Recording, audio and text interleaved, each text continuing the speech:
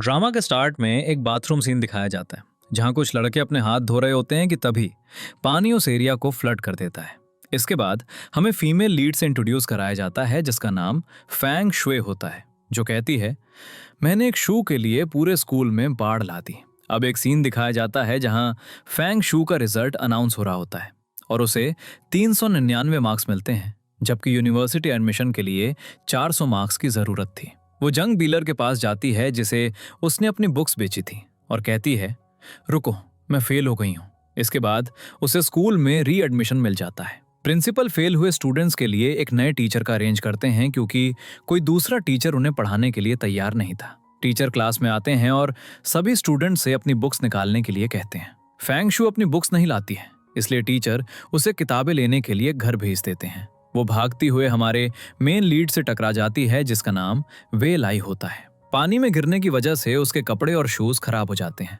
जब वो स्कूल आती है और अपना शू साफ करने लगती है तो शू ड्रेन पाइप में चला जाता है। उसकी फ्रेंड एक सोल्यूशन बताती है जिससे शू बाहर आ जाएगा। वो इसे ट्राई करती है।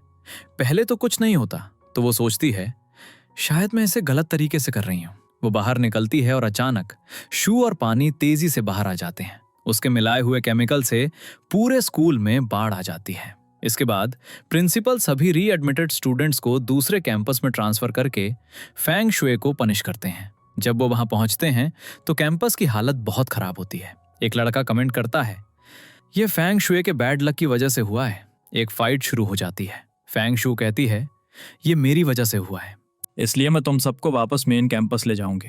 तभी वेलाई स्कूल में एंटर करता है। वो प्रिंसिपल से बात करता है और बाहर जाते समय फांग शुए को ऑफिस जाते हुए देखता है। वो सोचता है मैंने इसे कहीं देखा है। फांग शुए प्रिंसिपल के पास जाती है और एक चांस मांगते हुए कहती है मैं सभी की परफॉर्मेंस की गारंटी लेती हूँ। प्रिंसिपल मान जाते हैं। ठीक है, मैं तुम्हें एक चांस दूंगा। कल तुम्हारी क्लास का टेस्ट होगा और एवरेज मार्क्स 500 से कम नहीं होने चाहिए। फांग शुए ये एक्सेप्ट कर लेती है और सबको इन्फॉर्म करती है। वो कहते हैं अगर हम पढ़ाई में अच्छे होते तो हम यहाँ नहीं होते। एक लड़की सभी से स्टडी करने के लिए कहती है। अगले दिन एक लड़की फांग शुए से कहती है हमारे एवरेज मार्क्स 500 से ज्यादा हो सकते हैं अगर वेलाए हमारी क्लास ज्वाइन कर ले, क्योंकि वो स्कूल का टॉप स्टूडेंट है। फांग शुए जवाब देती है ठीक है, मैं उससे बात करूंगी। अगले सीन में फांग शुए वेलाई के पास जाती है, उसे ऑरेंजेस देती है और रिक्वेस्ट करती है हमारी क्लास ज्वाइन कर लो। वो उसकी बात सुने बिना चला जाता है। एक लड़का फांग शुए को एडवाइस देता है अगर तुम उसे थोड़ा और परसुएट करोगी तो वो मान जाएगा। वो खुद वेलाई पर नजर रखता है। वो वेलाए को इंसेक्ट्स कलेक्ट करते हुए देखता है और फांग शुए को बताता है तुम्हें उसके लिए इंसेक्ट्स गैदर करने चाहिए, तब वो मान जाएगा। फांग शुए बहुत सारे इंसेक्ट्स कलेक्ट करती है और उन्हें उसकी सीट पर रखने के लिए वेलाए की क्लास में जाती है। बॉक्स गलती से गिर जाता है और इंसेक्ट्स हर जगह फैल जाते हैं। पूरी क्लास पैनिक करने लगती है। इंसेक्ट्स कलेक्ट करते समय वो वेलाए के सामान से टकरा जाती है और वो टूट जाता है। वेलाए जो वहां पहुंच चुका था उसे क्लास से जाने के लिए कहता है। फांग शुए उससे कहती है मैं तुम्हें इसका कॉम्पेंसेट कर दूंगी। वो जवाब देता है नहीं, तुम मुझे फॉलो क्यों कर रही हो। वो एक्सप्लेन करती है हमारी क्लास को अच्छे मार्क्स की जरूरत है, अगर तुम हमारी क्लास ज्वाइन करोगे तो हमारा एवरेज इंप्रूव हो जाएगा। लेकिन वेलाई साफ मना कर देता है और चला जाता है। अगले सीन में वेलाई प्लेग्राउंड में अपने फ्रेंड के साथ खेल रहा होता है। अचानक दूसरे स्टूडेंट्स आते हैं और उससे फाइट करने लगते हैं, ये कहते हुए ये हमारी जगह है। फांग शुए वहां से गुजर रही होती है और वेलाई को बुली होते देख बॉल उठाकर दूसरे लड़के के सिर पर मारती है, ये कहते हुए मैं किसी को बुली होते हुए नहीं देख सकती। अब उसके ग्रैंडपा को स्कूल बुलाया जाता है और फांग शुए की कंप्लेंट दर्ज की जाती है। फांग शुए चुपचाप खड़ी रहती है। वो वेलाई के बारे में कुछ नहीं कहती और सारा ब्लेम खुद पर ले लेती है। उसके ग्रैंडपा कहते हैं अच्छा हुआ मैं यहाँ आ गया, तुम्हारे प्लान्स क्या हैं? फांग शुए कहती है मुझे स्टडी नहीं करनी। वो पूछते हैं तुमने पहले क्यों नहीं बताया? वो जवाब देती है मुझे डैड से डर लग रहा था कि वो मुझे मारेंगे। ग्रैंडपा कहते हैं मैं उसे हैंडल कर लूंगा, लेकिन सोचो कि पढ़ाई छोड़ने के बाद तुम जॉब कैसे मैनेज करोगी। बाद में टीचर फांग शुए से बात करते हैं और कहते हैं अगर तुम स्कूल छोड़ दोगी तो क्लास का एवरेज नीचे चला जाएगा। वो जवाब देती है ठीक है, तो मैं स्कूल नहीं छोड़ूंगी। अगले दिन उनका टेस्ट होता है। सभी स्टूडेंट्स क्लास में डिसअपॉइंटेड बैठे होते हैं। उसी मोमेंट वेलाई आता है और कहता है मैंने इस क्लास में ट्रांसफर ले लिया है, इसलिए मैं भी टेस्ट दूंगा। टेस्ट के बाद फांग शुए वेलाई को थैंक यू कहती है। जब टेस्ट रिजल्ट्स आते हैं तो एवरेज स्कोर आधा पॉइंट कम होता है। टीचर प्रिंसिपल से रिक्वेस्ट करते हैं ये सिर्फ आधे पॉइंट की बात है, स्टूडेंट्स को यहीं पढ़ने दीजिए। लेकिन प्रिंसिपल कहते हैं रूल सबके लिए इक्वल है और अब उन्हें स्कूल छोड़ना होगा। इस बीच पूरी क्लास दूसरे कैंपस जाने के लिए बस में बैठ चुकी होती है और बस चलने लगती है। उसी मोमेंट टीचर आते हैं, बस रोकते हैं और कहते हैं, तुम सबको जाने की जरूरत नहीं है, तुम यहीं स्टडी कर सकते हो, मैं तुम्हें पढ़ाऊंगा। अगले सीन में टीचर उन्हें बताते हैं, तुम्हारी यूनिफॉर्म्स आ गई हैं तो उन्हें चेक कर लो। यूनिफॉर्म्स के बारे में सुनकर सब खुश हो जाते हैं। इसके बाद हॉस्टल का सीन दिखाया जाता है। फैंग शुए कहती है, मैं अपने फेवरेट स्टार का एल्बम लेने जरूर जाऊंगी। उसकी फ्रेंड पूछती है, कैसे? वो जवाब देती है, दीवार फांद कर। अगले सीन में वेलाई को क्लास में उसके पेरेंट्स का कॉल आता है, हम तुम्हारी यूनिवर्सिटी के पास हैं, हम तुमसे मिलने आ रहे हैं। वेलाई जवाब देता है, मैं आपसे मिलने आऊंगा, क्योंकि उसने अपने पेरेंट्स को अपने रीएडमिशन के बारे में नहीं बताया था। क्लास के बाद फैंग शुए एल्बम लेने के लिए निकलती है। जब वो दीवार के पास पहुंचती है तो वेलाई भी वहां होता है। वो भी अपने पेरेंट्स से मिलने के लिए दीवार फांदने वाला था। फैंग शुए कहती है, तुम ये पहली बार कर रहे हो, इसलिए तुम्हें पता नहीं होगा कि कैसे करना है, मैं तुम्हें सिखाऊंगी। लेकिन उसके सिखाने से पहले ही वेलाई दीवार फांदकर दूसरी तरफ पहुंच जाता है। हालांकि जब फैंग शुए कूदती है तो उसकी जैकेट अटक जाती है और वो दीवार पर लटकी रह जाती है। वो वेलाई से हेल्प मांगती है, लेकिन वो उसकी बात सुने बिना चला जाता है। एक गार्ड उसे देख लेता है और पूछता है, तुम यहाँ क्या कर रही हो? उसी मोमेंट उसकी जैकेट फट जाती है और वो नीचे गिर जाती है। बाद में टीचर फैंग शुए से बात करते हैं और कहते हैं, तुम ऐसा क्यों कर रही थी? फिर वो उसे 5000 वर्ड का अपॉलॉजी लेटर लिखने के लिए कहते हैं। फिर वो पूछते हैं, तुम्हारे साथ वो लड़का कौन था? वो जवाब नहीं देती। गार्ड आता है और बताता है, वो वेलाई था, जिससे टीचर शॉक हो जाते हैं। क्लास में फैंग शुए अपनी लेग फैलाकर बैठी होती है। वेलाई पूछता है, तुम्हें क्या हुआ? वो जवाब देती है, तुम्हारे जाने के बाद मैं गिर गई और मुझे चोट लग गई। वेलाई को टीचर का मैसेज आता है। वो टीचर के पास जाता है और फैंग शुए उसके पीछे जाती है। उसे क्या पनिशमेंट मिलेगी? टीचर वेलाई को 500 वर्ड का अपॉलॉजी लेटर लिखने के लिए कहते हैं। अगले सीन में वेलाई और फैंग शुए किसी बात पर आर्ग्यू कर रहे होते हैं। वो एक दूसरे को टच करते हैं और दोनों सीढ़ियों से नीचे गिर जाते हैं। वेलाई अपना हाथ फैंग शुए के सिर के नीचे रखता है ताकि उसे और चोट न लगे। फिर वो अपना काम करने चला जाता है। अगले सीन में वेलाई अपने फ्रेंड की दी हुई बुक्स देख रहा होता है। गलती से उसमें एक अडल्ट बुक होती है तो वो उसे छिपा देता है, क्योंकि दूसरे स्टूडेंट्स भी आ चुके होते हैं। अगले दिन फैंग शुए की क्लीनिंग ड्यूटी होती है। वो बुक देखती है और कहती है, ये किस तरह की बुक्स पढ़ता है? उसी मोमेंट वेलाई आ जाता है। फैंग शुए कहती है, क्या तुम ये बुक ढूंढ रहे थे? क्या तुम ऐसी बुक्स पढ़ते हो? वो जवाब देता है, ये मेरी नहीं है, ये गलती से आ गई। वो कहती है, तुम झूठ बोल रहे हो। वो कहता है, अगर तुम्हें यह पसंद है तो तुम इसे रख सकती हो। अब एक स्टूडेंट ये पूरी कॉन्वर्सेशन सुन लेता है और सबको बता देता है, फैंग शुए ऐसी बुक्स पढ़ती है। फैंग शुए कहती है, ये मेरी बुक नहीं है, लेकिन कोई उस पर ट्रस्ट नहीं करता। एक फाइट शुरू हो जाती है और प्रिंसिपल आ जाती है, जो उनसे बुक ले लेती हैं और उन्हें ऑफिस में बुलाती हैं। वो वेलाई को जाने के लिए कहती हैं और फैंग शुए से सवाल करती हैं, क्या तुम ऐसी बुक्स पढ़ती हो? अब फैंग शुए की फ्रेंड उसे बताती है, मैंने प्रिंसिपल को बताया कि फैंग शुए ऐसी बुक्स पढ़ती है और मैंने तुम्हें बचा लिया। वेलाई ऑफिस जाता है जहां फैंग शुए प्रिंसिपल को बता रही होती है, ये बुक मेरी नहीं है। उसी मोमेंट वेलाई कहता है, वो बुक मेरी है, मेरा मतलब है मेरे फ्रेंड की है, मैंने बस से बुक्स मंगाई थी और ये बुक गलती से आ गई। टीचर वेलाई को वार्न करते हैं, अगली बार ऐसी बुक्स मत लाना, और उन्हें जाने देते हैं। अगले सीन में फैंग शुए 5000 वर्ड का अपॉलॉजी लेटर लिख रही होती है जब वेलाई आता है। वो उसे थैंक यू कहती है, लेकिन वो कहता है, मुझे थैंक यू कहने की जरूरत नहीं है, वैसे भी वो बुक मेरी ही थी। फिर वो कहता है, हमें अपने लिए लड़ना पड़ा, अगर तुम्हें लगता है कि तुम्हारे साथ कुछ गलत हो रहा है तो तुम्हें खुद के लिए स्टैंड लेना होगा। अगले दिन असेंबली में फैंग शुए अपॉलॉजी लेटर पढ़ती है। उसके बाद वो एक लंबा लेक्चर देती है। इस स्कूल में कोई जस्टिस नहीं है, एक स्टूडेंट को 500 वर्ड्स लिखने के लिए कहा गया और मुझे 5000 वर्ड्स लिखने के लिए कहा गया। उसकी स्पीच सुनकर सभी स्टूडेंट्स क्लैप करते हैं और वेलाई खुश होता है कि उसने अपने लिए स्टैंड लिया। अगले सीन में टीचर उनकी क्लास में सीटिंग अरेंजमेंट बदल देते हैं तो फैंग शुए और वेलाई को आगे और पीछे सीट्स मिलती हैं। अगले सीन में फैंग शुए ग्राउंड साफ कर रही होती है और वो देखती है कि गार्ड्स उसका वीडियो देख रहे हैं जब वो दीवार फांदते समय अटक गई थी। अब वो देखती है कि वेलाई उसके लिए एक लैडर लाता है। वो क्लास में जाती है और वेलाई से कहती है, तुमने मुझे नहीं बताया कि तुम उस दिन मेरी हेल्प करने के लिए लैडर लाए थे? वो जवाब देता है, मुझे लगा तुम मुझ पर बिलीव नहीं करोगी। उसी मोमेंट एक स्टूडेंट आता है और उन्हें बताता है, एग्जाम में कम मार्क्स लाने वाले स्टूडेंट को स्कूल से निकाल दिया जाएगा। अगले सीन में एक क्लासमेट फैंग शुए के पास नोट्स लाता है और कहता है, अगर हम इन्हें पढ़ेंगे तो हम पास हो जाएंगे।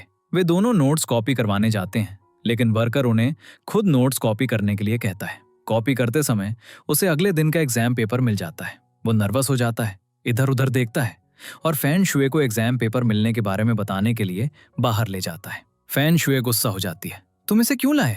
वो कहता है, हमारा एग्जाम अच्छा जाएगा। वो चले जाते हैं, लेकिन कोई उनकी कॉन्वर्सेशन सुन लेता है। अगले दिन वो क्लासमेट फैन शुए को लाइब्रेरी में ढूंढता है और उसे एग्जाम पेपर सॉल्व करने के लिए कहता है, लेकिन फैंग शुए को उसे सॉल्व करना नहीं आता।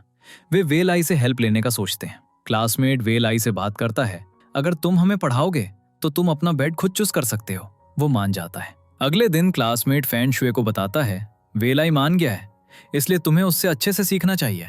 अब वे लाई फैन शुए को एक्सप्लेन कर रहा होता है। अगले दिन जब क्लास में पेपर दिया जाता है तो वे लाई शॉक्ड हो जाता है, ये तो वही पेपर है जो फैन शुए ने सेव किया था। वो खड़ा हो जाता है और कहता है, मेरा पेपर चेंज कर दीजिए क्योंकि मुझे ये पूरी तरह से आता है। फैन शुए भी यही कहती है, लेकिन टीचर उन्हें डांटते हैं।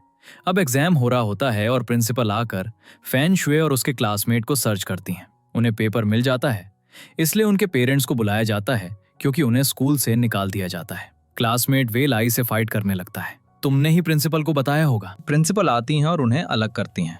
अगले सीन में फैंग शुए वे लाई के पास आती हैं और कहती है, मैंने सुना कि उसने तुम्हें मारा।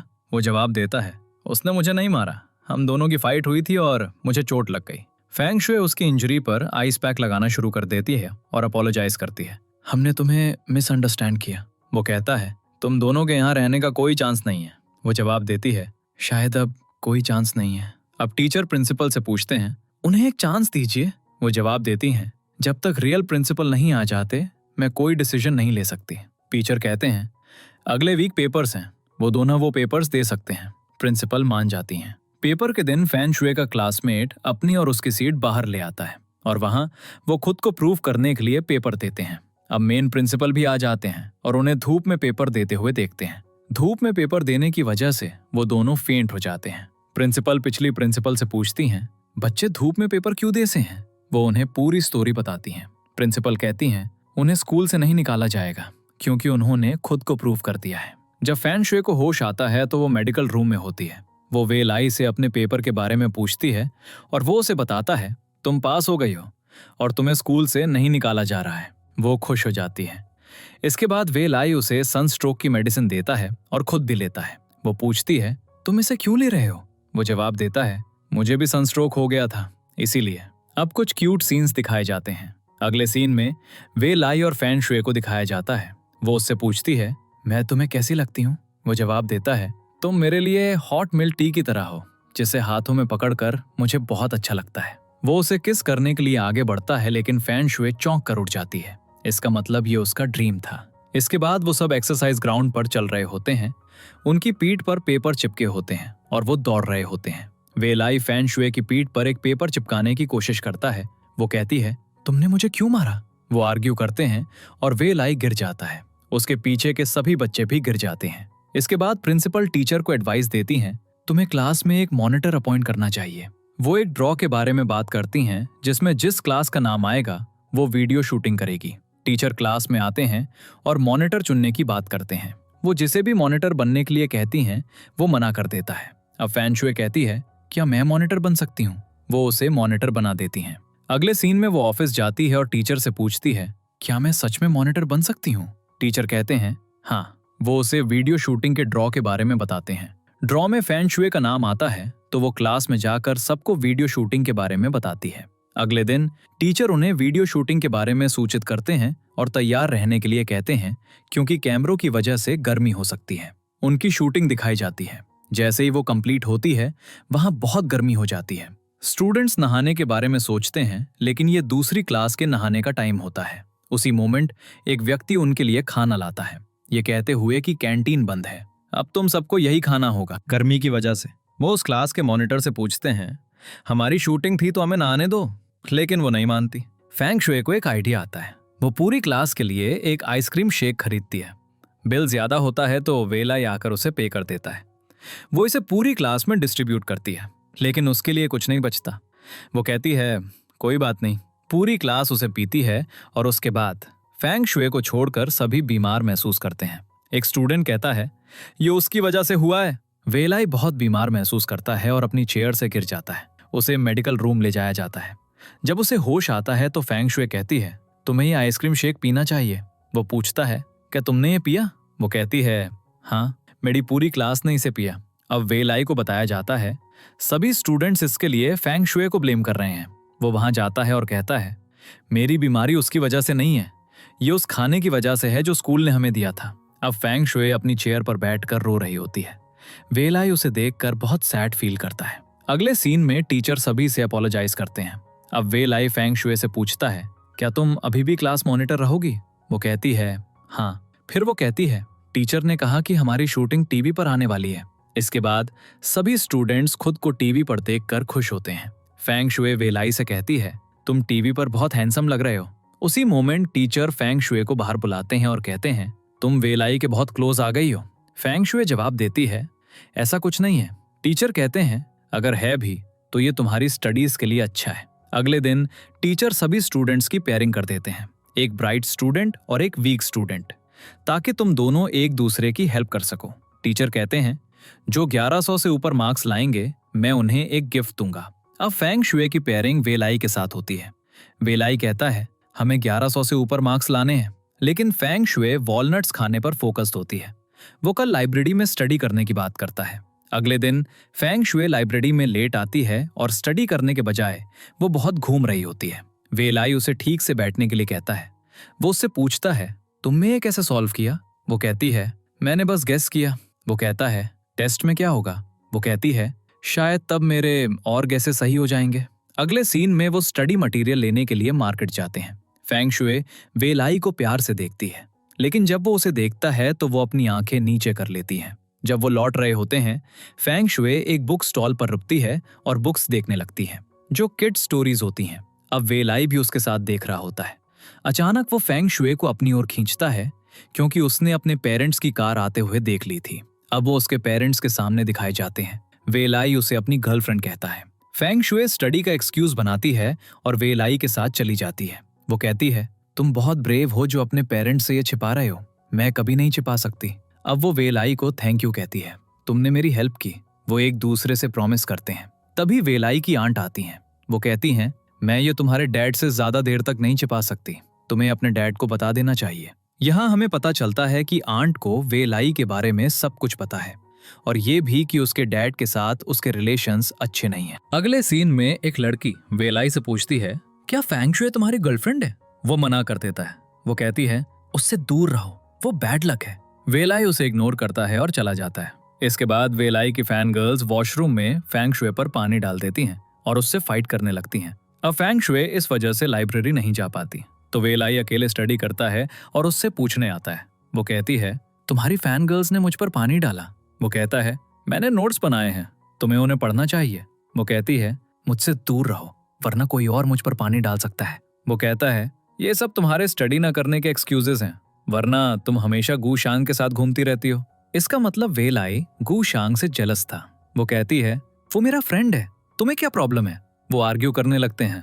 फेंग शुए उसके साथ एक बेट लगाती है, मैं इस टेस्ट में तुम्हारी हेल्प के बिना तुमसे 15 मार्क्स ज्यादा लाऊंगी, और अगर मेरे मार्क्स ज्यादा आए तो तुम पूरी क्लास के सामने मुझसे अपोलोजाइज करोगे। इसके बाद फेंग शुए बहुत ध्यान से स्टडी करना शुरू कर देती है। वे लाई फेंग शुए के बारे में सोचता रहता है और उसे हर जगह देखने लगता है, ये कहते हुए, आई लव यू। अब वो फेंग शुए को एक नोट लिखता है और उसे बाहर आने के लिए कहता है। जब वो बाहर आती है तो वो कहता है, मैं यहाँ सिर्फ स्टडी करने के लिए हूँ, मैं किसी रिलेशनशिप में नहीं पढ़ना चाहता। वो कहती है, क्या तुम पागल हो? और चली जाती है। अगले सीन में वे लाई कहता है, चलो इस बेट को खत्म करते हैं, लेकिन वो कहती है, नहीं, अब पूरी क्लास इस बेट में इन्वॉल्व हो गई है। अगले दिन जब वो क्लास में जाती है तो उसे अपनी बुक्स में नोट्स मिलते हैं जो उसे बहुत पसंद आते हैं। वो सोचती है कि उसके फ्रेंड ने उन्हें वहां रखा है। उन नोट्स को अच्छी तरह से पढ़ने की वजह से फेंग शुए टेस्ट में हाईएस्ट स्कोर करती है। वो अपने फ्रेंड से कहती है, ये तुम्हारे नोट्स की वजह से हुआ। उसका फ्रेंड कहता है, लेकिन मैंने तुम्हें कोई नोट्स नहीं दिए। अब वो नोट्स की हैंडराइटिंग चेक करती है और पता लगाती है कि वो वे लाई के हैं। क्लास में सब वे लाई से कहते हैं, तुम्हें फेंग शुए से अपोलोजाइज करना चाहिए, लेकिन फेंग शुए कहती है, अपोलॉजी की कोई जरूरत नहीं है। फिर वो वे लाई को थैंक यू कहती है, ये मार्क्स तुम्हारे नोट्स की वजह से हैं। वे लाई थैंक्स एक्सेप्ट कर लेता है। अगले सीन में टीचर उन्हें एडवांस क्लासेस के बारे में बताते हैं और जिन स्टूडेंट्स के नाम बोर्ड पर हैं वो ये क्लासेस ले सकते हैं। अगले दिन टीचर फेंग शुए को मल्टीमीडिया क्लास से कुछ पेपर्स लाने के लिए कहते हैं। वे लाई को उस रूम से एक ट्रॉफी पकड़े हुए इमेजिन करते हुए दिखाया जाता है। ये सोचते हुए कि ये उसे दी गई है, और कैमरा के सामने स्पीच देना शुरू कर देता है। मैं यहाँ अपनी मॉम की वजह से आया। वो ऐसे एक्ट करता है जैसे उसके सामने एक बड़ी ऑडियंस हो। अब फैंग शुए उसे ऐसा करते हुए देखती है और स्माइल करती है। पेपर्स उठाते समय कुछ बुक्स गलती से गिर जाती हैं और एक बटन दब जाता है, जिससे वेलाई का ब्रॉडकास्ट शुरू हो जाता है। सभी बच्चे उसे अपने टीवीज पर देखते हैं और स्माइल करते हैं। जब वेलाई लौटता है तो वो बहुत पॉपुलर हो चुका होता है। जब वो क्लास में आता है तो सभी स्टूडेंट्स उसके लिए क्लैप करते हैं और उसे बताते हैं, तुम्हारा वीडियो लाइव हो गया था। अब हॉस्टल में लोग भी वेलाई के बारे में बात कर रहे होते हैं। फैंग शुए लड़कियों को वेलाई के बारे में बात करते हुए सुनती है। वो वेलाई के पास जाती है और उसे बताती है, ये मेरी वजह से हुआ है। वो बहुत गुस्सा हो जाता है। अगले दिन वेलाई को यूनिवर्सिटी एडमिशन के लिए एक पेपर मिलता है, जिसमें लिखा होता है कि जो केमिस्ट्री में अच्छे हैं उन्हें एडमिशन मिल सकता है। वो कॉल पर अपने फ्रेंड से बात करता है, ये रूल पहले नहीं था, मेरी केमिस्ट्री थोड़ी वीक है। फैंग शुए ये सब सुन लेती है। अगले दिन वो एडवांस क्लासेस लेने जाते हैं। टीचर केमिस्ट्री पढ़ा रही होती हैं। वो वेलाई से क्वेश्चन पूछती हैं जिसका जवाब उसे नहीं पता होता। क्लास उसका मजाक उड़ाती है। अब एक स्टूडेंट वेलाई को चैलेंज करता है, मुझसे ज्यादा मार्क्स लाके दिखाओ। वेलाई चैलेंज एक्सेप्ट कर लेता है। इसके बाद उनका कंपटीशन हो रहा होता है और दोनों बोर्ड पर क्वेश्चन सॉल्व कर रहे होते हैं। अब वेलाई को जवाब नहीं पता होता।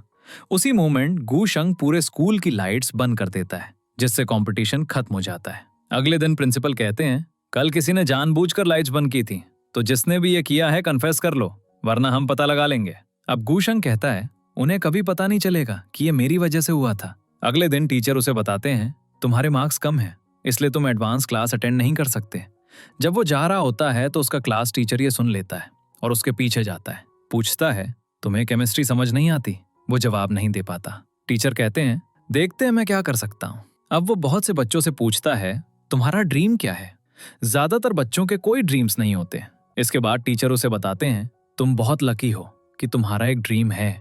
फिर वो उसे स्कूल की न्यूज एजेंसी में जाने के लिए कहते हैं। वहां तुम अपने ड्रीम के बारे में बात कर सकते हो। इसके बाद वेलाई का इंटरव्यू दिखाया जाता है, जिसे सभी बच्चे अपने टीवीज पर देखते हैं। वो कहता है, मैं यहाँ अपनी मॉम की वे उसे बहुत ध्यान से सुनती है। उसकी फ्रेंड पूछती है, क्या तुम्हारे मन में वेलाई के लिए फीलिंग्स हैं? वो कहती है, अपनी बकवास बंद करो, ऐसा कुछ नहीं है। अगले सीन में स्कूल में कैमरास इंस्टॉल कर दिए जाते हैं, जो सभी स्टूडेंट्स पर मॉनिटर करते हैं। अब एक गार्ड प्रिंसिपल को फोन पर इन्फॉर्म करता है, एक लड़की लव लेटर लिख रही है। प्रिंसिपल गार्ड को उस लड़की पर चेक रखने के लिए कहती हैं। उन्हें पता चलता है कि वो टैंग टियान है। प्रिंसिपल जल्दी से क्लास में जाती हैं और टैंग टियान से कहती हैं, सीधी खड़ी हो जाओ और जो लेटर तुम लिख रही हो वो मुझे दो। वो कहती है, मैं कोई लव लेटर नहीं लिख रही हूँ। प्रिंसिपल कहती हैं, तुम्हारे पीछे लगे कैमरा ने हमें सब कुछ बता दिया है। वो उसके कोट से लव लेटर निकालती हैं, जिससे पूरी क्लास के सामने उसकी इंसल्ट होती है। इसके बाद वो रोते हुए चली जाती है और खुद को बाथरूम में लॉक कर लेती है। फैंग शुए कहती है, रोना बंद करो और दरवाजा खोलो, लेकिन वो रोती रहती है। फैंग शुए प्रिंसिपल के पास जाती है और कहती है, मैं कंप्लेन करना चाहती हूँ कि ये कैमरास हमारी प्राइवेसी इन्वेड कर रहे हैं। प्रिंसिपल उसकी बात नहीं सुनती है, तो वो एक बैनर बनाती है जिस पर लिखा होता है, हम इस सिस्टम के अगेंस्ट हैं। वो उसे बोर्ड पर लगाती है और साइन करती है। अपने क्लासमेट से भी साइन करने के लिए कहती है, लेकिन कोई भी साइन करने के लिए तैयार नहीं होता। अचानक चैंग जिंग खड़ी होती है और फिर गू शांग भी आकर साइन करता है। अब प्रिंसिपल फैंग शुए को डांटती हैं। अगले सीन में फैंग शुए हॉस्टल में सोच रही होती है, जब उसके दिमाग में एक नया आइडिया आता है। वो कहती है, अब कोई यूनिफॉर्म नहीं पहनेगा। अगले दिन वो क्लास में जाकर सबको बताती है। वो अपना कोट उतार देती है। इसके बाद वे लाई और दो और लड़के भी अपने कोट्स उतार देते हैं। अब पूरी क्लास अपने कोट्स उतार देती है, सिवाय टैंग टियान के, जिसे ये सही नहीं लगता क्योंकि लव लेटर लिखने के लिए उसकी इंसल्ट हुई थी। इसके बाद वो असेंबली में जाते हैं। सब उन्हें देख रहे होते हैं। प्रिंसिपल भी उन्हें खिड़की से देखती हैं और उन्हें डांटना शुरू कर देती हैं। कुछ लोग अपने यूनिफॉर्म्स वापस पहनने चले जाते हैं। प्रिंसिपल वेलाई से पूछती हैं, तुम वापस क्यों नहीं गए? वो कहता है, मैं जो सही है उसके साथ खड़ा हूं और उन्हें नहीं छोड़ूंगा। अब टीचर उन्हें ग्राउंड के लैब्स लगवाकर पनिश करते हैं। वे दौड़ रहे होते हैं जबकि पूरा स्कूल उन्हें देख रहा होता है और फंगशू सबको चीयर करती है। जब वो रूम में लौटते हैं तो दूसरी क्लास की लड़कियां फंगशू से कहती हैं, हम तुम्हें ज्वाइन करना चाहती हैं क्योंकि हम भी इसके अगेंस्ट हैं। रूम में आने के बाद फंगशू सबको बताती है, दूसरी क्लास भी हमारा कैंपेन ज्वाइन करना चाहती है। लेकिन तंग तियान फंग शुए पर गुस्सा हो जाती है और उसे सब कुछ रोकने के लिए कहती है। अगले सीन में वेलाई अपना कोट लेने आता है और फंग शुए को बाहर बैठा हुआ देखता है। बारिश भी हो रही होती है। वो उसे अपना कोट देता है और कहता है, मैंने सुना तुमने कैंपेन रोक दिया। फंग शुए उसे थैंक यू कहती है। वो कहता है कोई बात नहीं, कल मुझे वापस कर देना। वो कहती है मैं तुम्हें प्रिंसिपल के सामने हमें सपोर्ट करने के लिए थैंक यू कह रही हूँ। अगले दिन उनका क्लास टीचर आता है और उनसे सब कुछ पूछने के बाद कैमरास हटाना शुरू कर देता है। उसी मोमेंट प्रिंसिपल आती हैं और पूछती हैं तुम क्या कर रहे हो। वो नीचे गिर जाते हैं। इसके बाद पूरी क्लास ऑफिस के बाहर खड़ी हो जाती है। टीचर बाहर आते हैं और वो पूछते हैं कि आपका ट्रांसफर नहीं हुआ। वो कहते हैं मैं ठीक हूँ और मैंने तुम्हारी कैमरा इशू सॉल्व कर दी है। अगले दिन प्रिंसिपल सबको बताती हैं हम कैमरास नहीं हटाएंगे, लेकिन हम तुम्हारी प्राइवेसी इंश्योर करेंगे और टीचर को कैमरा तोड़ने के लिए सबसे अपोलोजाइज करना होगा। अब टीचर सबसे अपोलोजाइज करते हैं। वो नर्वसली क्लास में एंटर करते हैं, लेकिन जैसे ही वो एंटर करते हैं पूरी क्लास खड़ी हो जाती है और तालियों से उनका वेलकम करती है। वो अपनी क्लास से मिले प्यार को देखकर इमोशनल हो जाते हैं। वो कहते हैं मुझे यहाँ एक अनाउंसमेंट करनी है। सभी स्टूडेंट्स वरीड हो जाते हैं। वो कहते हैं ये एक पेरेंट टीचर मीटिंग पार्टी है। अब ये मीटिंग संडे को थी। फंग शुए अपने डैड को कॉल करती है और कहती है पेरेंट्स मीटिंग है तो ग्रैंडपा को भेज देना। वो कहते हैं वो हमेशा आते हैं, इस बार मैं आऊंगा और तुम्हारे लिए फिश लाऊंगा। अब वेलाई भी अपनी आंट को कॉल करता है और उन्हें मीटिंग के बारे में इन्फॉर्म करता है। वो कहती हैं मैं आऊंगी और तुम्हारे डैड को नहीं बताऊंगी। वो कहता है ठीक है। मीटिंग में फंग शुए के डैड फिश लाते हैं, लेकिन गार्ड उन्हें अंदर लाने की परमिशन नहीं देता। अब वेलाई की आंट आती हैं और उन्हें फिश अपनी कार में रखने के लिए कहती हैं। फंग शू अपने डैड को वेलाई की आंट के साथ आते हुए देखती है। मीटिंग में फंग शुए के डैड उसके इम्प्रूवमेंट की कमी के बारे में बात करते हैं, जो फंग शुए को बिल्कुल पसंद नहीं आता। वो हॉस्टल जाती है जहां चेंग जिंग उसे कहती है मेरे साथ मार्केट चलो।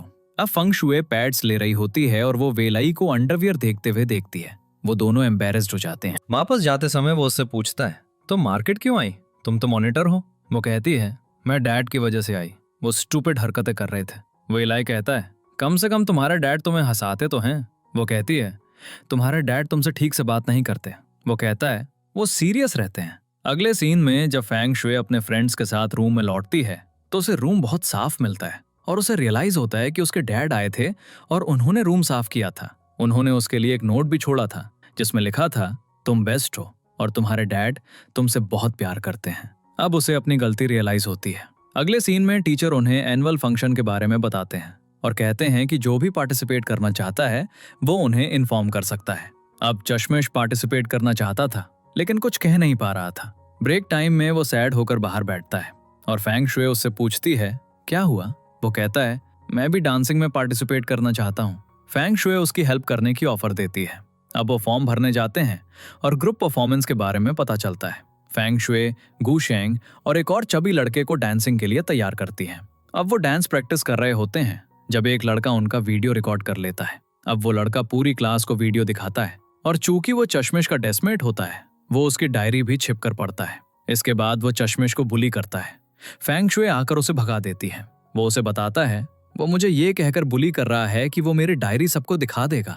अब फैंग शुए उसे कंफर्ट करती है, कहती है मैं तुम्हारे साथ हूँ। अगले दिन वो लड़का अभी भी चश्मिश को परेशान कर रहा होता है तो फैंग शुए कहती है मैं सीट्स चेंज करना चाहती हूँ, तुम जाकर मेरी जगह बैठ जाओ। अब वो लड़का कहता है सर ने ये पेयर्स बनाए हैं, मैं वहां जाकर नहीं बैठूंगा। अब वो टीचर के पास जाती है और सीट्स चेंज करने की बात करती है, लेकिन वो उससे रीजन पूछते हैं जो फैंग शुए बताना नहीं चाहती। अगले दिन प्रिंसिपल उनकी क्लास में आते हैं। वो स्टूडेंट से पूछते हैं अगर किसी को कोई इशू है तो मुझे बताओ। अब फैंग शुए खड़ी होती है और कहती है मैं सीट्स चेंज करना चाहती हूँ। वो रीजन पूछते हैं तो वो कहती है वेलाई ने मेरी स्टडीज को इफेक्ट किया है, मुझे उस पर क्रश है, अगर मैं उसके साथ बैठूंगी तो मैं ठीक से स्टडी नहीं कर पाऊंगी। पूरी क्लास स्माइल करती है।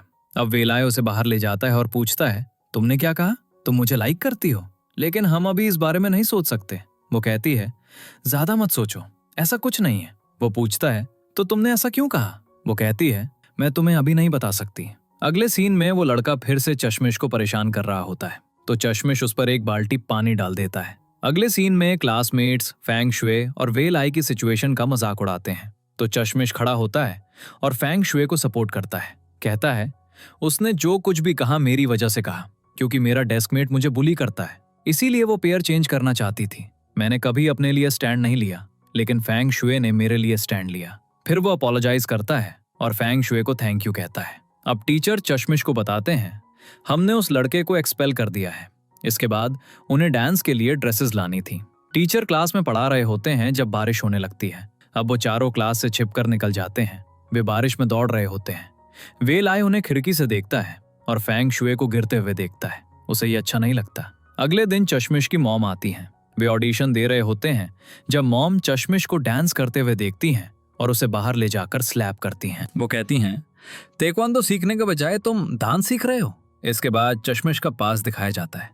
उसकी मॉम ने उसे ताइक्वांडो सीखने भेजा था, लेकिन उसे नहीं आता था। अब उसके साथ एक गर्ल्स डांस ग्रुप था, तो उसने उनसे डांस सीख लिया।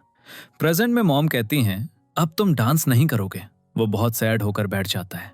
फेंग शुए आती है और वो उसे बताता है, मॉम ने मुझे डांस करने से मना कर दिया है। लेकिन फेंग शुए उसे मोटिवेट करती है और वो मान जाता है। इसके बाद गू शैन डांस करते समय इंजर हो जाता है, तो उन्हें डांस करने के लिए किसी और की जरूरत होती है। वो डांस करती है, लेकिन वो उसे रिजेक्ट कर देते हैं। अब वो क्लास में सबसे पूछती है। वीलाई सोचता है, वो मुझसे कब पूछेगी, लेकिन वो वीलाई से नहीं पूछती। अगले दिन मोटू फेंग शुए से कहता है, तुम्हें वीलाई से डांस करने के लिए पूछना चाहिए। वो कहती है, वो नहीं मानेगा। वो कहता है, उससे पूछो, वो मना नहीं करेगा। अब वो उससे पूछती है, लेकिन वो मना कर देता है। रात में चेंगजिंग वीलाई से बात करती है। कहती है, गूशैंग अपनी इंजरी की वजह से डांस नहीं कर सकता, लेकिन अगर तुम डांस नहीं करोगे तो उसे करना पड़ेगा। अब वीलाई गूशैंग से कहता है, मैं तुम्हारी जगह डांस करूंगा। गूशैंग शॉक्ड हो जाता है और पूछता है, क्या चेंगजिंग आई थी? वो कहता है, हाँ, और वो खुश हो जाता है ये रियलाइज करते हुए कि गूशैंग चेंगजिंग को लाइक करता है, फेंग शुए को नहीं। इसके बाद वो सब प्रैक्टिस करते हैं, लेकिन चश्मिश की मॉम प्रिंसिपल को कॉल करती हैं और उन्हें चश्मिश को डांस में परफॉर्म ना करने देने के लिए कहती हैं। इसके बाद फेंग शुए सैड खड़ी होती है। वीलय आता है और उससे पूछता है, अब तुम लोग डांस नहीं करोगे? लेकिन वीलय उसे कुछ ऐसा बताता है जिससे वो फिर से एक्साइटेड हो जाती है। फिर एनुअल फंक्शन दिखाया जाता है, जहां फेंग शुए पहले एक पोएम पढ़ती है और उसके बाद वो डांस करते हैं, जो सबको बहुत पसंद आता है। चश्मिश अपनी मॉम को अपनी परफॉर्मेंस देखते हुए देखता है। वो इमोशनल हो जाती हैं। असल में फेंग शुए ने उन्हें इनवाइट किया था। इंटरव्यू में चश्मिश अपनी मॉम के बारे में बहुत कुछ कहता है। उन्होंने हमेशा मुझे सपोर्ट किया है। इसके बाद वीलय और फेंग शुए हॉल साफ कर रहे होते हैं। वीलय उससे पूछता है, क्या तुम जानती हो मैंने डांस क्यों किया? वो पूछती है, क्यों? वो कहता है, सिर्फ तुम्हारी वजह से। और फिर वो चला जाता है। अगले सीन में वीलय और फेंग शुए क्लास डेस्क पर स्टूडेंट्स के आईडी कार्ड्स रख रहे होते हैं, क्योंकि एग्जाम्स थे। वो कहती है, तुम इस फोटो में अच्छे लग रहे हो। वो कहता है, मैं हमेशा अच्छा लगता हूँ। वो कहती है, मैं तो बस जोक कर रही थी। वो कहता है, अपनी फोटो देखो, तुम कितनी स्टाइलिश लग रही हो। अब फेंग शुए अपनी फोटो लेने की कोशिश करती है और वो करीब आ जाते हैं, फिर एम्बेरस्ड होकर पीछे हट जाते हैं। अगले सीन में टीचर फेंग शुए को बताते हैं, तुम्हारे डैड बाहर हैं। वो उनसे मिलने जाती है और एक बैग क्लास में लाती है। उसे कुछ काम से बाहर जाना होता है। जब वो लौटती है तो उसका सारा सामान बिखरा होता है और सब उसका मजाक उड़ाते हैं। तो फेंग शुए गुस्से में चली जाती है। वो जाकर सारा सामान अपने डैड को दे देती है और कहती है, आप मुझे ये सामान क्यों देते हैं? वो पूछते हैं, क्यों, क्या हुआ? वो कहती है, इससे मेरी इंसल्ट होती है। उसके डैड कहते हैं, ये हमारा कमाने का तरीका है। अब वो क्लास में वीलय के पास बैठी होती है। वो उसे योगर्ट ऑफर करता है, लेकिन वो मना कर देती है और उससे मुंह फेर लेती है। अगले सीन में टीचर कहते हैं, पूरी क्लास में एक पेयर ने 1100 से ऊपर मार्क्स स्कोर किए हैं। वो पेयर फेंग शुए और वेलाई का होता है। इसके बाद टीचर उन्हें कंपटीशन में पार्टिसिपेट करने के लिए कहते हैं और चश्मिश को उसका हेड बना देते हैं। अब कोई स्टूडेंट प्रैक्टिस के लिए नहीं जा रहा था, तो फेंग शुए इमोशनली कहती है, ये क्लास सिर्फ हमारी नहीं है, ये सबकी है। अगर हम जा रहे हैं तो तुम क्यों नहीं? तो कई स्टूडेंट्स उठने लगते हैं। अब वेलाई भी उन्हें ज्वाइन कर लेता है। गेम शुरू होता है और बहुत हार्डवर्क के बाद उनकी टीम जीत जाती है। अगले दिन उनका फाइनल मैच था। अगले मैच में उनकी टीम हार जाती है। क्लास में एक स्टूडेंट कहता है, हमारी टीम फेंग शुए की वजह से हारी, वो बैड लक है। अब फेंग शुए सैड होकर चली जाती है और वेलाई उसके पीछे जाता है और कहता है, उनकी बातों पर ध्यान मत दो। लेकिन वो कहती है, मुझे इसकी परवाह नहीं है। वो पूछता है, तो क्या मेरी वजह से फर्क पड़ता है? वो पूछती है, क्या तुम भी सोचते हो कि मैं बैड लक हूं? वो कहता है, बिल्कुल नहीं।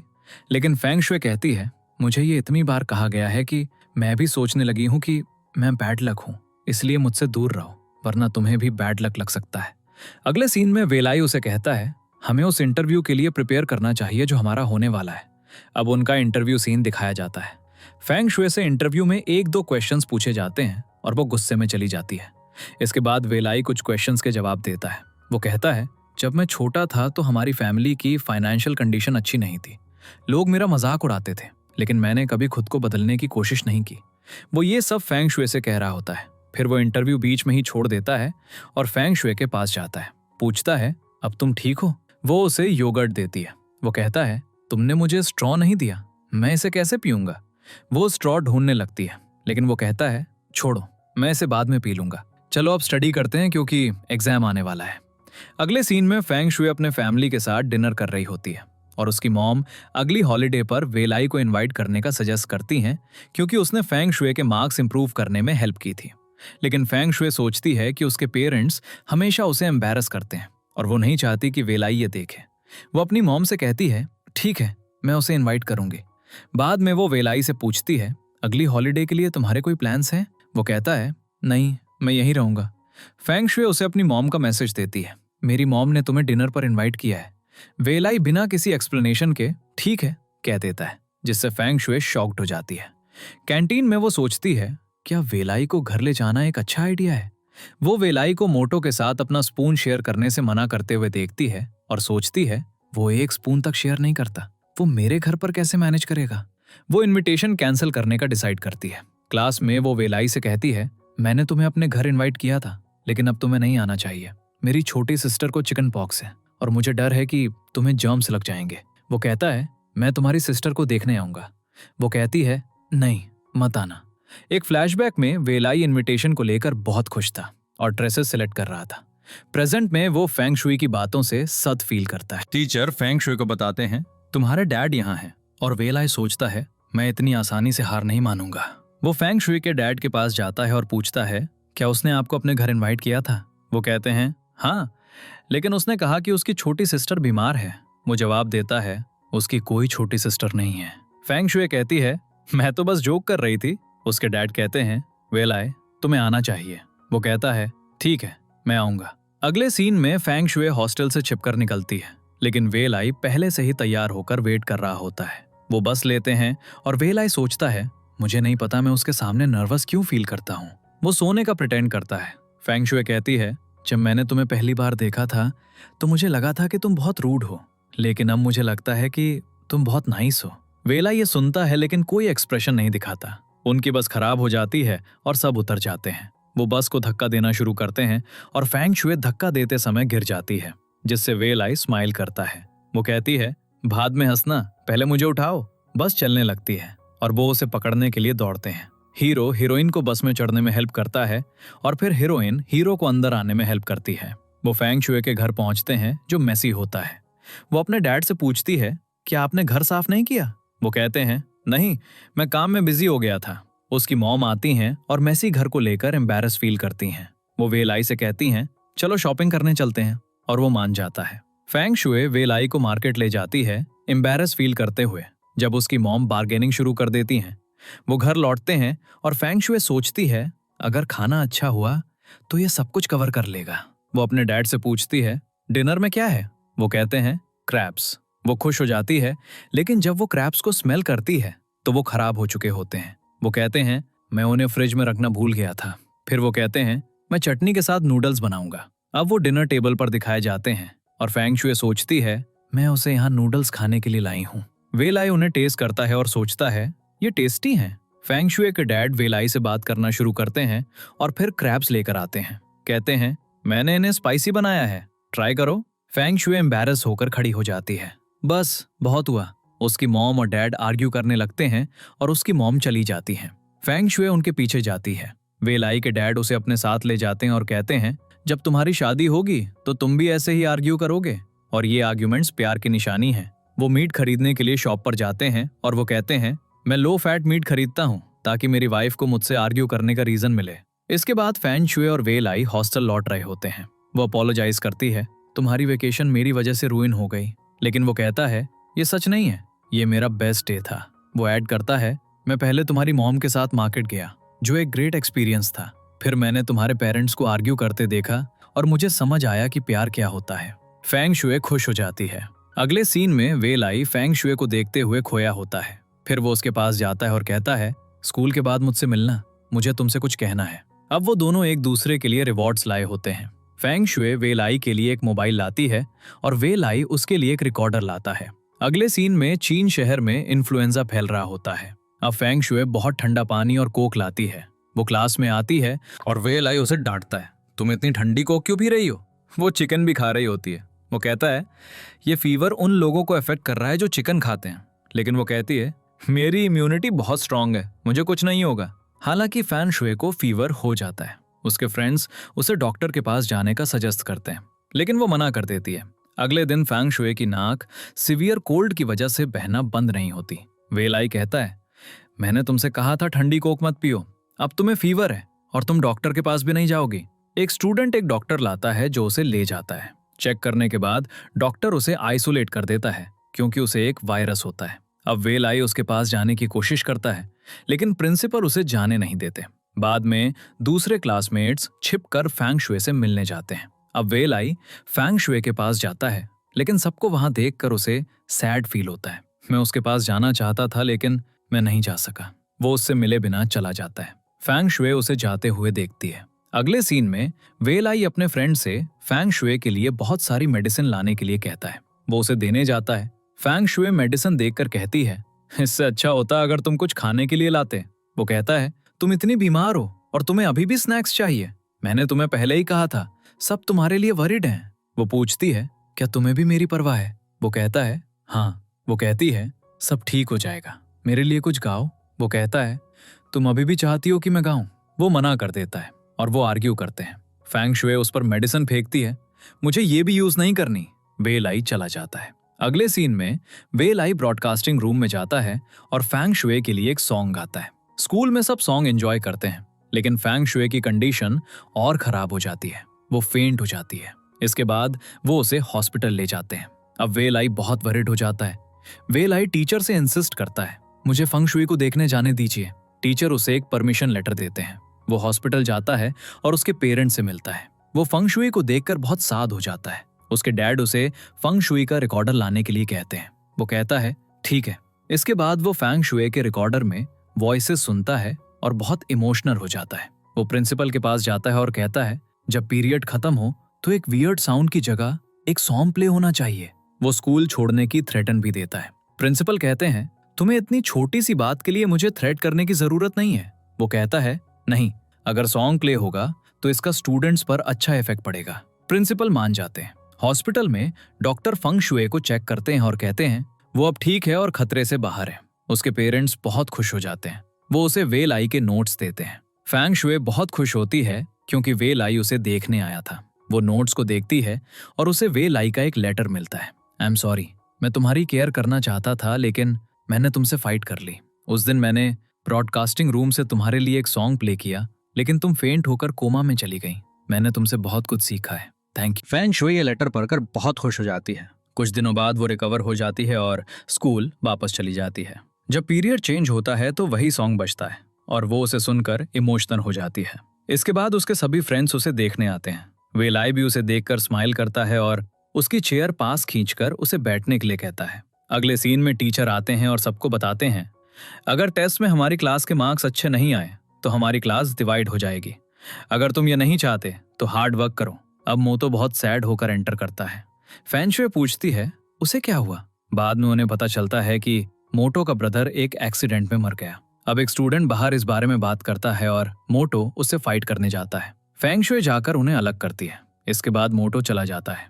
वो उसे फॉलो करने की कोशिश करती है लेकिन कोई उसे रोक लेता है। अब फेंग शुए मोटो के लिए वरिड हो जाती है तो वो और उसकी क्लास उसे ढूंढने लगते हैं।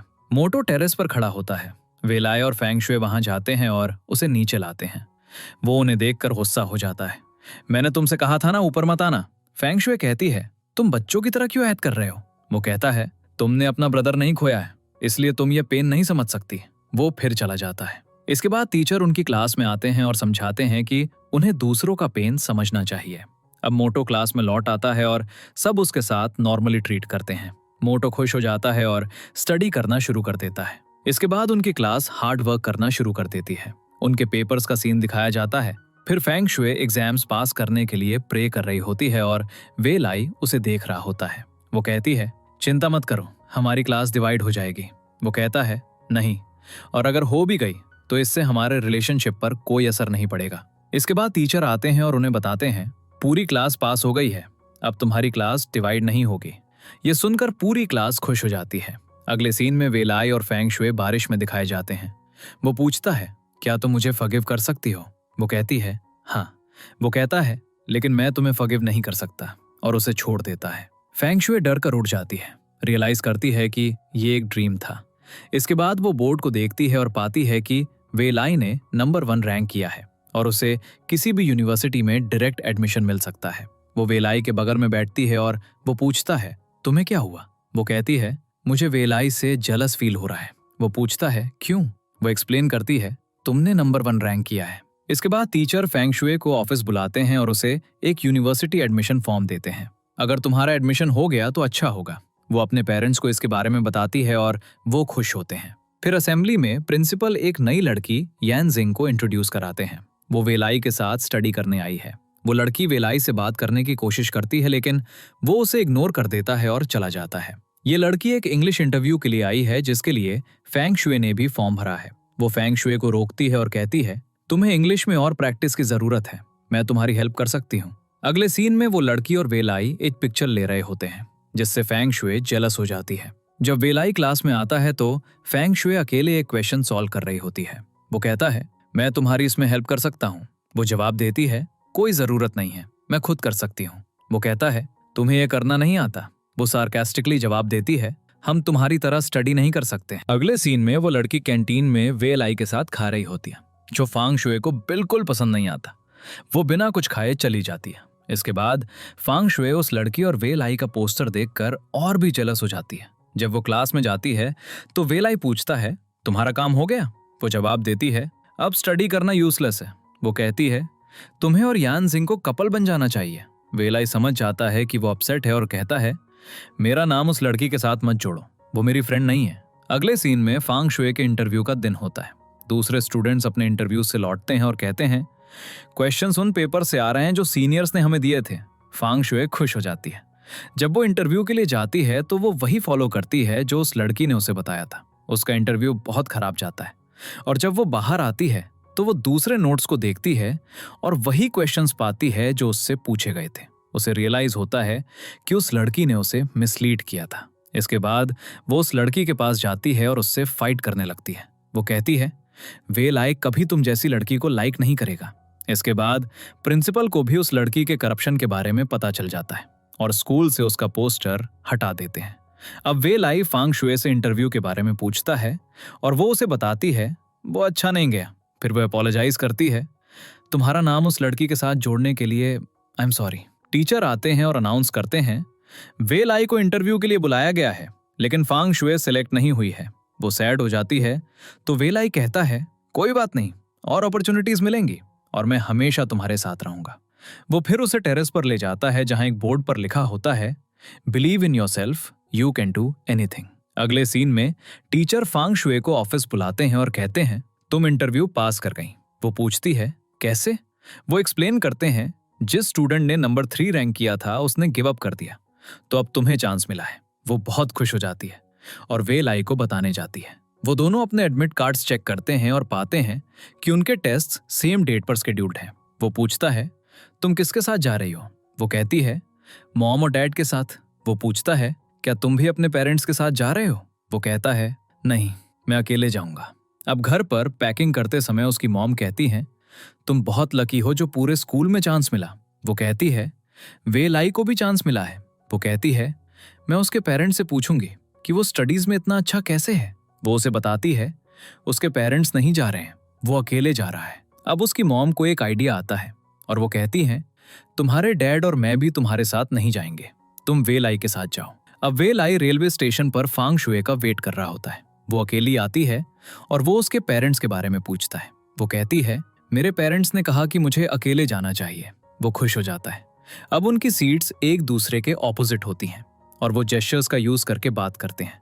उनके साथ बैठे एक अंकल कहते हैं, यहाँ तुम दोनों लव बर्ड्स साथ बैठो। वो कहती है, हम लव बर्ड्स नहीं हैं। अंकल जर्नी के दौरान उतर जाते हैं और वेलाई उसके बगल में बैठ जाता है और वो साथ में रिकॉर्डिंग सुनते हैं। उनके आने के बाद फांग शुए अपना एग्जाम देती है। जब वो बाहर आती है तो वे लाई उसका वेट कर रहा होता है। वो कहता है, मेरा एग्जाम खत्म हो गया था तो मैंने तुम्हारे फ्री होने का वेट किया। अब वो घूम रहे होते हैं और उसका पर्स चोरी हो जाता है। फैंग शुए 2 आइडेंटिकल पेंडेंट्स खरीदती है और एक वे लाई को देती है। कहती है, ये एक मेमोरी है कि हम दोनों यहाँ भेजे गए थे। अब वो एक टैक्सी में होते हैं और ट्रैफिक में फंस जाते हैं। वे लाई अपना पर्स चेक करता है और वो भी चोरी हो चुका होता है। वो टैक्सी से उतरते हैं और पास के एक पार्क में जाते हैं जहाँ कुछ अंकल्स बैठे होते हैं। वो कहते हैं, तुम यहाँ के नहीं लगते। वो कहते हैं, हाँ हम दूसरे शहर से हैं। अंकल्स उन्हें रेलवे स्टेशन पर ड्रॉप कर देते हैं। अगले सीन में टीचर उन्हें इन्फॉर्म करते हैं कि दोनों ने एग्जाम क्लियर कर लिया है और इस क्लास के पहले स्टूडेंट्स हैं जो कॉलेज जा रहे हैं। लेकिन फैंग शुए खुश नहीं होती। जब वो घर जाती है तो वे लाई उसे कॉल करता है। वो कहता है, मैंने तुम्हारे लिए फिजिक्स के नोट्स बनाए हैं। वो कहती है, मुझे अब उनकी जरूरत नहीं है। वो कहता है, तुमने जो डिसीजन लिया है वो तुम्हारा नहीं लगता। वो कहती है, हाँ। वो कहता है, डिसीजन लेने से पहले ध्यान से सोचो। वो कहती है, मैं तुम्हारी तरह टैलेंटेड नहीं हूँ। वो कहता है, लेकिन जिस फैंग शुए को मैं जानता हूँ वो किसी के लीड को फॉलो नहीं करती। वो अपने पेरेंट्स को बताती है, मैं ये सब्जेक्ट नहीं पढ़ना चाहती। उसकी मॉम और डैड उसे डांटते हैं लेकिन उसके ग्रैंडपा उसे सपोर्ट करते हैं एंड उसके पेरेंट्स को कन्विंस करते हैं। वो कहते हैं, फैंग शुए जो चाहे कर सकती है। अब फैंग शुए स्कूल जाती है और वे लाई उसे देखकर स्माइल करता है। कहता है, तुम आ गई। वो उसे सारे नोट्स देता है और कहता है, अगले 2 मंथ्स तुम मेरे साथ रहोगी। फैंग शुए उसे शॉकिंगली देखती है और वो अपने वर्ड्स बदलता है, अगले 2 मंथ्स तुम मेरे साथ स्टडी करोगी। अगले सीन में टैंग तियान फैंग शुए से उसकी बर्थ डेट पूछती है। कहती है, मैं तुम्हारा स्टार साइन चेक करना चाहती हूँ। वो कहती है, एक्स्ट्रा दिसंबर। वो कहती है, स्टार्स कहते हैं कि तुम्हारा अगला मंथ बहुत डिफिकल्ट होगा। वे लाई कहता है, हम ऐसी बातों में बिलीव नहीं करते। वो फैंग शुए से पूछती है, क्या तुमने कभी अपना बर्थडे सेलिब्रेट किया है? वो कहती है, नहीं। वे लाई ये कॉन्वर्सेशन सुन लेता है। वे लाई फैंग शुए के बर्थडे के बारे में सोचने लगता है। वो मोटो से पूछता है, बर्थडे गिफ्ट के लिए बेस्ट ऑप्शन क्या है? वो कहता है, स्नैक्स या कुछ और।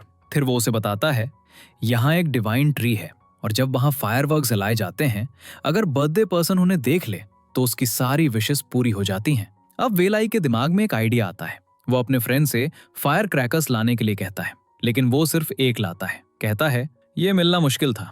अब वो फैंग शुए से कहता है, आज रात 12 बजे खिड़की से बाहर देखना। वो पूछती है, क्या मीटियोर शावर होने वाला है? वो कहता है, इसे वैसा ही समझो। फैंग शुए खिड़की के पास बैठकर वेट करती है और वे लाई फायर क्रैकर जलाता है लेकिन वो काम नहीं करता। वो चला जाता है। उसके जाने के बाद फायर क्रैकर जल जाता है। अब चेंग जिंग का भी बर्थडे था और गू शेंग का एक प्लान था। वो एक रूम में टीवी देख रहे होते हैं जब गू शेंग कहता है, मैं कुछ लेकर आता हूँ। वो चला जाता है और गार्ड रूम लॉक कर देता है। बाद में आग लग जाती है। जब गू शेंग लौटता है तो वो पैनिक हो जाता है और फायर ब्रिगेड को कॉल करता है। फायर फाइटर्स आते हैं, आग बुझाते हैं और उन दोनों को हॉस्पिटल शिफ्ट कर देते हैं। अगले दिन फैंग शुए कहती है, पुलिस उस व्यक्ति को ढूंढ रही है जिसने आग लगाई थी। वे लाई बहुत वरीड हो जाता है। सोचता है, मैंने आग लगाई थी। अगले सीन में फैंग शुए वे लाई से पूछती है, क्या मैं तुमसे कुछ पूछ सकती हूँ? अगला सीन पुलिस को आते हुए दिखाता है और वे लाई को अरेस्ट करते हुए उसे लाइफ इम्प्रिजनमेंट की सजा सुनाते हुए।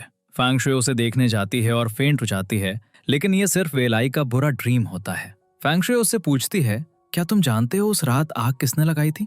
वो कहता है, नहीं, मुझे नहीं पता। वो पूछती है, तो तुमने मुझे जागते रहने के लिए क्यों कहा था? वो कहता है, शूटिंग स्टार के लिए। जब चेंग जिंग स्कूल लौटती है तो सब उससे गू शेंग के बारे में पूछते हैं और कि क्या उन्हें पता चला कि आग किसने लगाई थी। वो कहती है, गू शेंग को भी नहीं पता लेकिन स्कूल को उस पर सस्पेक्ट है। जब वो लौटेगा तो उसे बहुत बुरा लगेगा। ये सुनकर वे लाई को बहुत बुरा लगता है।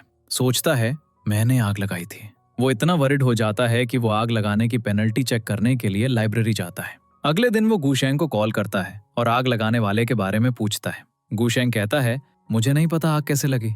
वे लाई उसे बताता है, मुझे लगता है मैंने आग लगाई है, इसलिए मैं प्रिंसिपल से कन्फेस करूंगा। गू शेंग उसे रोकता है और कहता है, मैं कह दूंगा कि मैंने आग लगाई है। वो कहता है, नहीं, गलती मैंने की है तो पनिशमेंट मुझे ही मिलनी चाहिए। वे लाई हिम्मत जुटाता है और प्रिंसिपल को बताता है, मैंने आग लगाई थी।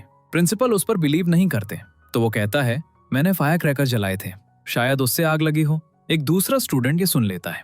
जब वो बाहर आता है तो फैंग शुए पूछती है, क्या हुआ? स्टूडेंट वे लाई से पूछता है, तुमने स्कूल में फायर क्रैकर्स क्यों जलाए? क्या जरूरत थी? फैंग शुए पूछती है, तुमने मेरी वजह से तो नहीं जलाए थे ना? वो कहता है, नहीं, मैंने अपने लिए जलाए थे, चिंता मत करो।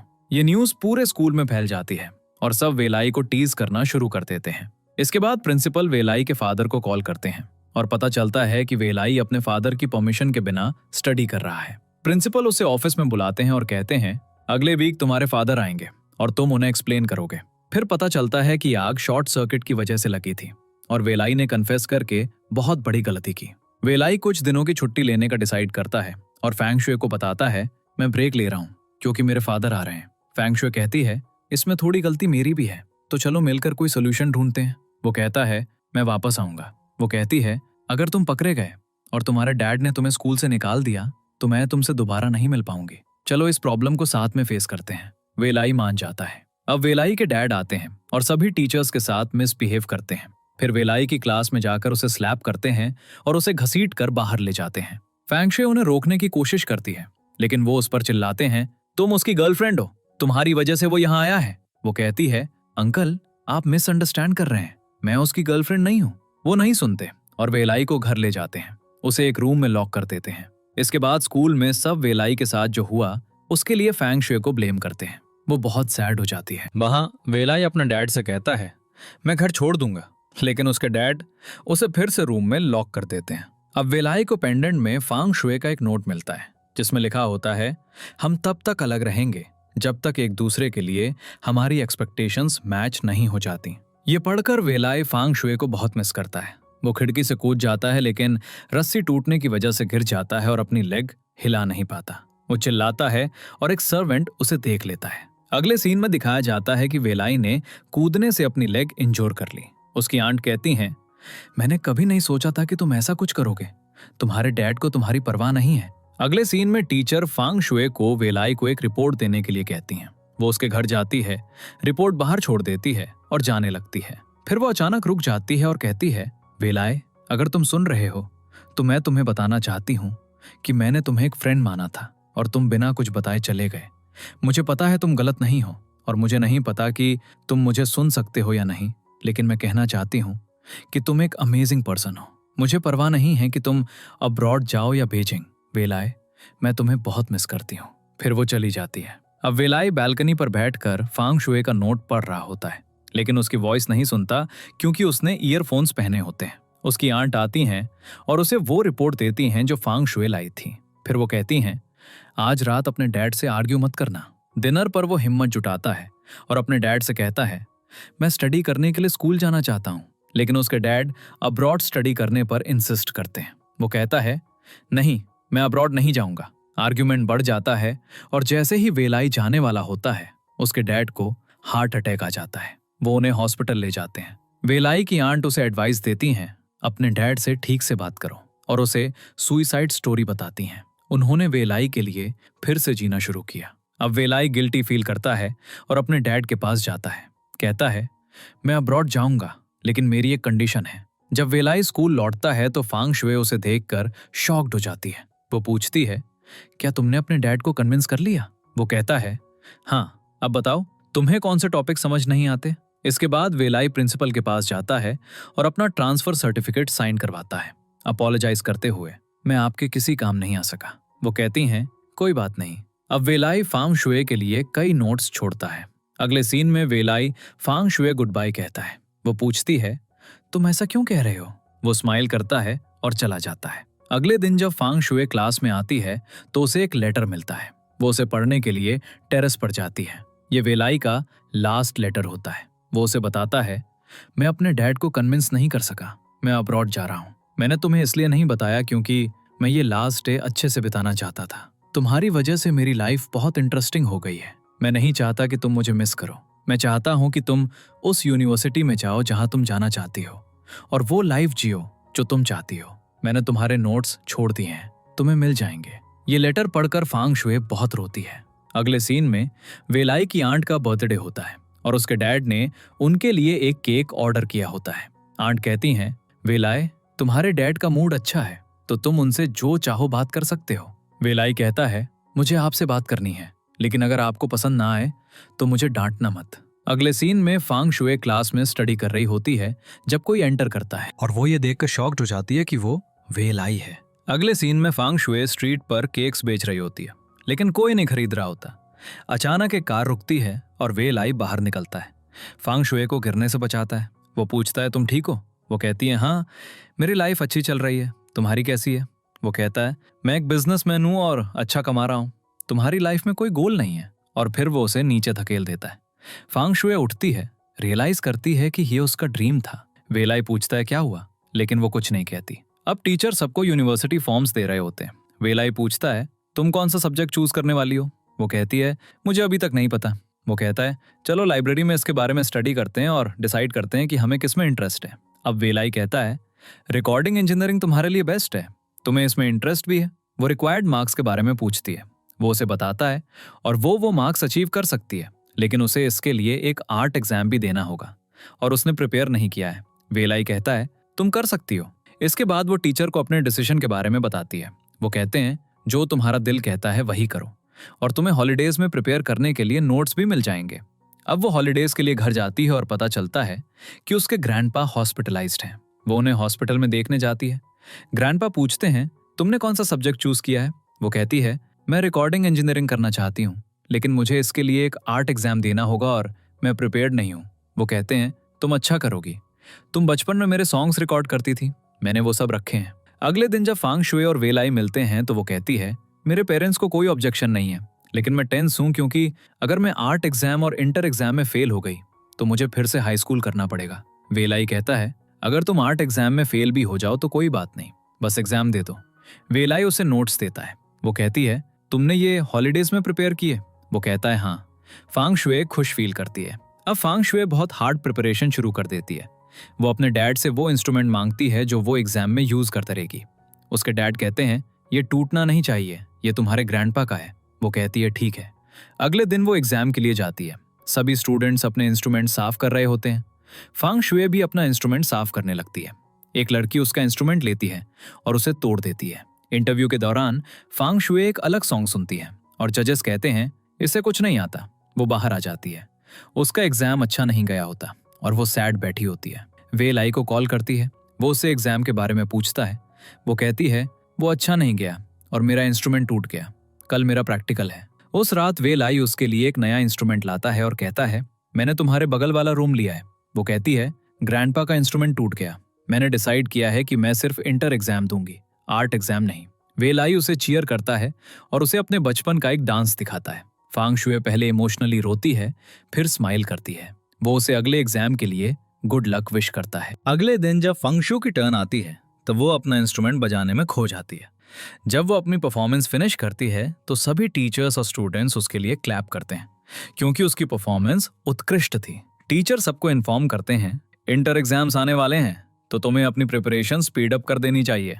फांग शे ग्राउंड पर ग्रेजुएशन फोटोज क्लिक होते हुए देखती है और सबसे पूछती है, ग्रेजुएशन फोटो कौन चाहता है? सभी स्टूडेंट्स कहते हैं, 100, हम सब चाहते हैं। वो कहती है, मैं प्रिंसिपल से बात करूंगी। वो वे लाए को बात करने के लिए साथ ले जाती है और प्रिंसिपल मान जाते हैं। अब वो सब फोटो के लिए बैठते हैं लेकिन टीचर नहीं आए होते। फोटोग्राफर कहता है, मैं और वेट नहीं करूंगा। उनकी फोटो टीचर के बिना क्लिक हो जाती है। जब टीचर आते हैं तो वो पूछते हैं, क्या फोटो क्लिक हो गई? फांग शुए कहती है, हमने वेट करने की कोशिश की लेकिन वो नहीं रुके। टीचर कहते हैं, कोई बात नहीं, मैं वैसे भी फोटोज में अच्छा नहीं लगता। फांग शुए को उनके लिए वेट ना करने का बुरा लगता है। अगले सीन में फांग शुए वेलाई से कहती है, हम टीचर को एक मेमोरेबल गुड बाय देंगे। उनके स्कूल का लास्ट डे दिखाया जाता है। प्रिंसिपल उन्हें बेस्ट ऑफ लक विश करते हैं और उन्हें उनके क्लास टीचर के नोट्स देते हैं। एग्जाम के बाद रिजल्ट का सीन दिखाया जाता है। फांग शुए अपने मार्क्स चेक करती है और पाती है कि वो पास हो गई है। उसकी फैमिली खुश होती है क्योंकि उसे कहीं एडमिशन मिल जाएगा। अगले सीन में वो अपने रिपोर्ट कार्ड्स लेने स्कूल जाती है। सबके जाने के बाद वे लाई फांग शुए से कहता है, मैं तुम्हें स्टॉप तक ड्रॉप कर दूंगा। वो कहता है, तुम कॉलेज जा रही हो और तुम वहां नए फ्रेंड्स बनाओगी। वो कहती है, चिंता मत करो, मैं तुम्हें नहीं भूलूंगी। वो कहता है, मेरा वो मतलब नहीं है, मैं कहना चाहता हूं कि तुम किसी से प्यार मत कर लेना।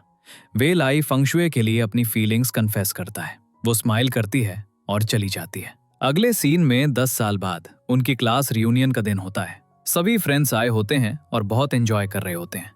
पार्टी के बाद फांग शुए घर जा रही होती है और उसका बॉस उसे काम पर बुलाता है। वो उसके साथ मिसबिहेव करने की कोशिश करता है लेकिन वो उसे स्लैप करती है और चली जाती है। वो वेल आई को बताने के लिए कॉल करती है, लेकिन वो बहुत बिजी होता है तो वो हैंग अप कर देती है। अगले सीन में उसका बॉस उसका प्रोजेक्ट किसी दूसरी लड़की को दे देता है। वो कहती है, मुझे ये वैसे भी नहीं चाहिए था क्योंकि मैं जल्दी शादी करने वाली हूँ। शाम को वो घर पर बैठी होती है क्योंकि वेल आई आया होता है। इसके बाद वो उससे डिनर के बारे में पूछती है। वो कहता है, मैंने नहीं खाया। वो फ्रिज से खाना निकालना शुरू करती है और वेल आई उसे पीछे से हग करता है। कहता है, डिड यू मिस मी? वो कहती है, बहुत। वो अपने बॉस के बिहेवियर की वजह से सो नहीं पाती और वेल आई को बता भी नहीं सकती। वो पानी पीने के लिए उठती है और वेल आई कुछ टाइप कर रहा होता है। वो साउथ अफ्रीका का एक ऑफर रिजेक्ट कर रहा होता है। वो पूछती है, तुम ऐसा क्यों कर रहे हो? वो कहता है, वे मुझे 1 साल के लिए भेज रहे हैं। अगले सीन में वेल आई कहता है, हमारी शादी होने वाली है तो मैं तुम्हें अकेला नहीं छोड़ सकता, इसीलिए मैं वो प्रोजेक्ट रिजेक्ट कर रहा हूँ। वो कहती है, तुम मेरी वजह से अपना ड्रीम गिव अप कर रहे हो। मुझे बहुत हैवी और गिल्टी फील हो रहा है। अगर हम एक दूसरे के लिए सैक्रिफाइसेस करते रहें तो ये प्यार नहीं होगा। अगले सीन में फंगशुए सी साइड पर दिखाई जाती है। वेल आई भी वहां आता है। वो उसे साउथ अफ्रीका के पेपर्स देती है और कहती है, मैं भी अपने प्रोजेक्ट के लिए कहीं जा रही हूँ और अगर हमारे बीच कुछ ठीक नहीं है तो हमें अपने रिलेशनशिप को कुछ स्पेस देना चाहिए। वो कहता है, तुम कहीं भी जाओ, मैं हमेशा तुमसे प्यार करूंगा। वो कहती है, ठीक है। अब वेल आई उसे हक करता है और यहीं पर हमारा ड्रामा खत्म हो जाता है।